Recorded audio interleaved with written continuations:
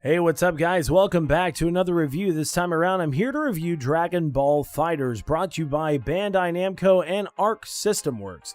Now, Arc System Works has created a Dragon Ball fighting game before, and it was back in 2015. They released Dragon Ball Z Extreme Butoden for the 3DS. Now, that was kind of more or less a shout out to like the classic 2D style fighting games that came out back in the day, and also the 2D style Dragon Ball games that we used to see back in the day. Now, in this game, there was a good like shout out to like classic characters. We saw Frankenstein and all these other guys, but as well as we saw a lot of characters that were a mixture of the whole Dragon Ball series. We do see Beerus, we also see Super Saiyan God Goku, we see Broly, we see all different types of characters. So when this game came out, there was a lot of people that were saying, this is a really good fighting game, and we hope that eventually Arc System Works could make another Dragon Ball fighting game. Well, guess what? It happened, and that is where we get Dragon Ball FighterZ. Now, Dragon Ball FighterZ is such a good fighting game. It's literally probably one of my favorite games of 2018. Now, mind you, I do know this game just came out. It just came out January 26th. I understand that it is a very new and very fresh game, but it is literally such a good fighting game that literally completely moved Marvel vs. Capcom off the main stage at EVO. Marvel vs. Capcom will not be at EVO, and what has taken its place is Dragon Ball FighterZ. And the reason why is because this game is super badass. It brings in the 3v3 fighting style that Marvel vs. Capcom Infinite decided to put to the side for some reason. I don't know why, but let's go ahead and get down into it. So real quick, we can talk about the story. Now, the story is something weird, man. Like, the story is weird for me. I don't know about you guys, but I don't really know if I enjoyed it like as much as I should have. The story comes along with three story scenarios. It has the Super Warrior arc, the Enemy Warrior arc, and also the Android 21 arc. Now, each one of these are main plots that are part of the main story, but you all play from different viewpoints while the story is going on. So the problem I had with this story mode is it's not like any fighting story at any other game.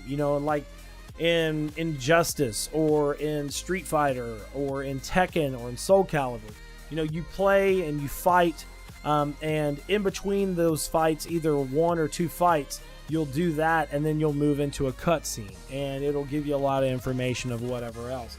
Well, in this story mode, you have to fight like a total of anywhere between 5 and like 5 and like 8 different fights in between each cutscene.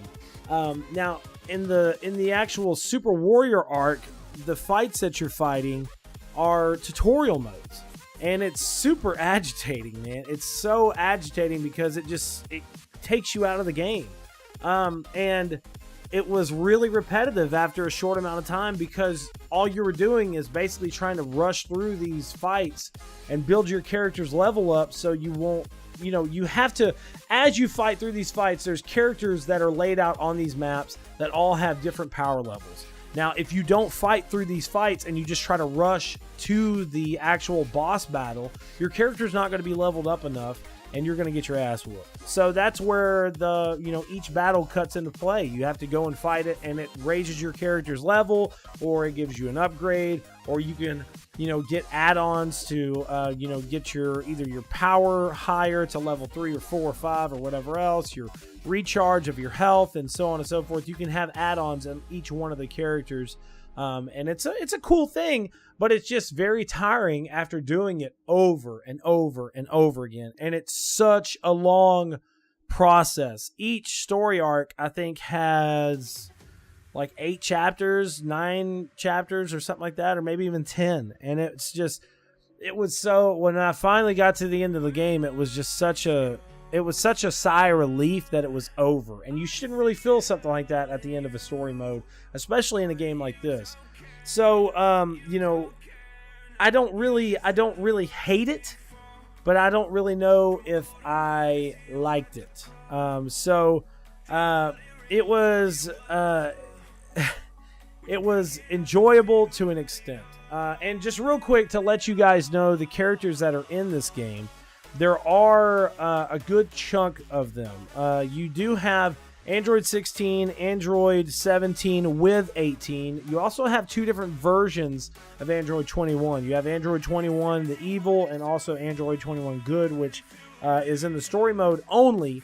But you have to beat the story mode to get Android 21 unless you paid for the ultimate mode or the ultimate version of the game, and you did get Android 21 day one. Now, Beerus does come along with Whis as well. Captain Ginyu comes with the Ginyu Force, Cell, Frieza, Gohan Adult, Gohan Teen, which is in Super Saiyan 2 mode. Also, you get Goku, which is in Super Saiyan mode, and then he can do a Super Saiyan 3 upgrade for his like main finisher. You have Super Saiyan Blue Goku, which does the Super Saiyan Kaioken times 10, which is a pretty cool attack. Goku Black with Zamasu, and he is in the Super Saiyan Rose form. Gotenks, who is in Super Saiyan 3. Then you have Hit, Kid Buu, Krillin, Majin Buu, Nappa, which comes with the Saibamen. Trunks, who is in Super Saiyan mode. Piccolo, Tien with Chaozu. Vegeta in Super Saiyan, and also Vegeta Blue. And then you have the man himself, Lord Yamcha. It's such a good character, man. My God, I never thought that I would ever like Yamcha. And now it has also been announced that Bardock and Broly are going to be the first two DLC characters for this game. I'm super excited. I'm really, really excited about that. But with that being said, we can talk about the local mode and the arcade mode real quick. I don't know why I got a little country twang right there, but I did. So the local mode is fun. It's just like any normal local mode. You can have your whole sit down, player 1, player 2 battles. But you can also set up tournaments on the local mode as well, and that's pretty cool. I did it with some friends the other day, and it worked out really well. It was well structured and very fun. Now, in the arcade mode, it gets a little tough. I can't remember every mode or every like arcade tournament bracket that's on there, but good God, man. Like, as you progress throughout the tournament mode or the arcade mode, if you win, if you win to where you have 100% of your health, you had no damage at all, you go to the higher difficulty mode. If you lose a character, then you go to the medium, and if you lose both characters and you only have one character left, I think you go to the lowest mode available. But even on the lowest mode available, the difficulty is still pretty high in the arcade mode. So it's a challenge. It's a very good challenge. Now, another thing I want to talk about as well is loot boxes. Now, these loot boxes, or Z capsules, are a pretty awesome thing. And the reason why is they don't cost any physical money at all. They only cost Zenny in the game. And that's something that you actually get while you beat the game itself. So, like, if you beat the Super Warrior arc, you get, like, I think it's like 40 or 50,000 Zenny. And then you can go to the shop in the lobby area and buy these Z packs.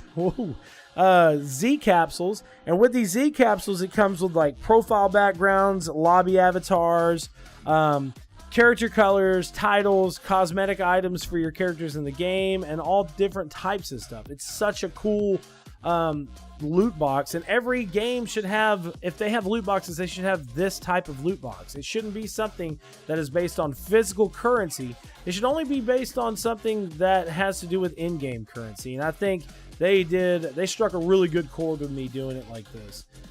So overall, the game is fantastic. I mean, the audio is great, the music's great. There's a lot of times too that you can do destructive finishes, and you can do this other stuff to where it's like dynamic intros and outros, to where if you have certain characters on certain levels, and it actually replays movies or these little clips from the actual series. You know, like if you have Goku as your main character and Frieza as your main enemy character, and you play on Planet Namek without having Krillin on your team, there will be this whole mode to where it replays Frieza killing Krillin in front of Goku, and he's like, "Now you've made me mad."